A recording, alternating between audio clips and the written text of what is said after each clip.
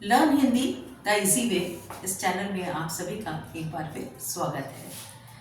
कल हम लोगों ने व्यंजनों के वर्गीकरण में प्रयत्न के आधार पर वर्गीकरण को देखा था। उसी में आगे आज अंतस्थ और उपक्षिप्त व्यंजनों को हम देखेंगे।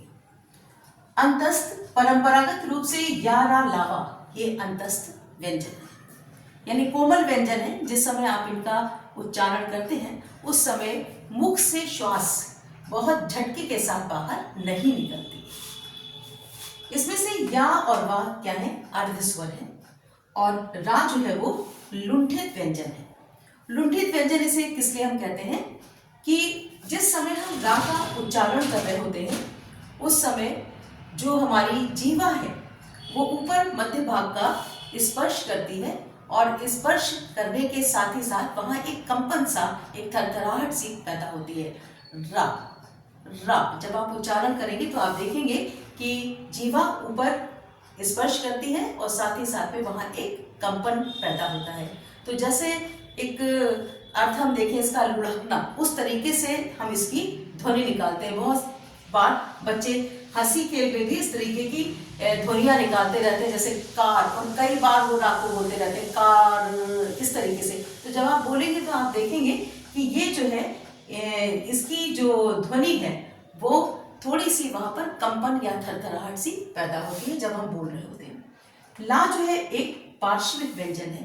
ला का उच्चारण जिस समय हम करते हैं उस समय जीवा का जो अग्रभाग है वो ऊपर के हिस्से का, हमारे मुख के ऊपरी भाग का स्पर्श करता है और साथ ही साथ में उसकी नोक जैसे मुड़ सी जाती है, दो आगे पीछे जैसे दो हिस्से से बन जाते हैं। ला दो हिस्सों को वो बांट सी देती है, इसलिए ये क्या है? पार्श्विक स्वर कहा जाता है। उत्क्षिप्त जैसा उसके नाम से स्पर्श है, फेंका, तो श्वास इसमें क्या है? जैसे जोर झटके के साथ हम बाहर फेंकते हैं। तो जब हम इनका उच्चारण करते हैं, ये जो दो ध्वनियां हैं ड़ा और ढ़ा, जिसमें अक्सर बच्चों को विशेष रूप से क्या होता है, थोड़ा सा वो असमंजस की स्थिति में होते हैं कि कहाँ पर हम ड़ा का प्रयोग करें या कहाँ पर हम ढ़ा का प्रयोग करें। तो ये जो दोनों ध्वनियां हैं वो ड़ा और ढ़ा, ये दोनों ध्वनियां जिस समय हम बोल रहे होते हैं, इन व्यंजनों को बोलते समय जीवा जो है हमारी वो मूर्धा का स्पर्श करती है और तुरंत झटके से नीचे गिरती है। अढ़ा, अड़ा। और इनके उच्चारण में ये भी हम ध्यान रखें कि जब हम ड़ा का उच्चारण कर रहे होते हैं तो उसमें रा की ध्वनि हल्की सी उसका एक मिश्रण रहता है।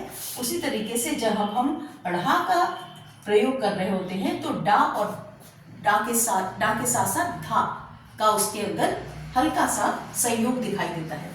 और इसका उच्चारण जब हम विशेष रूप से ड़ा का उच्चारण कर रहे होते हैं तो हा की ध्वनि भी उसके अंदर ध्वनित होती रहती है।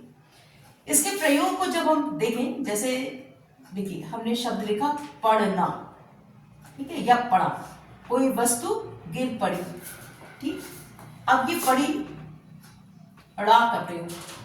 अब हमने पाठ पढ़ा, रहा, यहां पर रहा का प्रयोग करेंगे। सड़क, ड़ा,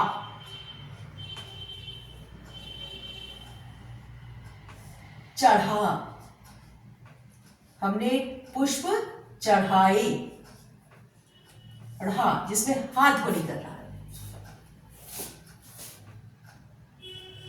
पेंसिल की नोक मेरे गड़ गई, ड़ा,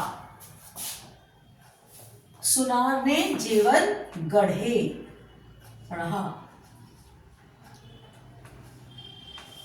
तो जब ड़ा की ध्वनि आए जिसमें हल्का सा रा भी ध्वनित होता रहता है, वहां पर हमको इस ड़ा का प्रयोग करना है। और जहां पर हा की ध्वनि हमको सुनाई पड़े वहां पर हमें ढ़ा का प्रयोग करना है। पढ़ा, पढ़ा, पढ़ी, पढ़ा, सड़क, चढ़ाए, गढ़, गढ़े। तो इस प्रकार से आप देखें कि जब ये ध्वनियां आए तो इन ध्वनियों का बहुत ध्यानपूर्वक प्रयोग करें और ध्यान से ये देखें कि जहां पर कि हा ध्वनित हो रहा है वहां पर हमको ढा से ये ढ़ा का प्रयोग करके शब्द बनाने हैं, और जहाँ पे डा का प्रयोग हमको दिख रहा है वहां पर ये ड़ा के प्रयोग से हमको शब्द बनाने। पड़ी, सड़क, गड़ा, पढ़ा, चढ़ाए, गढ़े। ठीक है, तो इसके प्रयोग के समय आप ध्यान रखेंगे। और अगर आपको ये प्रयोग समझ में आए हैं तो कमेंट बॉक्स में हमें जरूर बताएंगे कि आपने ड़ा और ढ़ा के अंतर को सीखा है।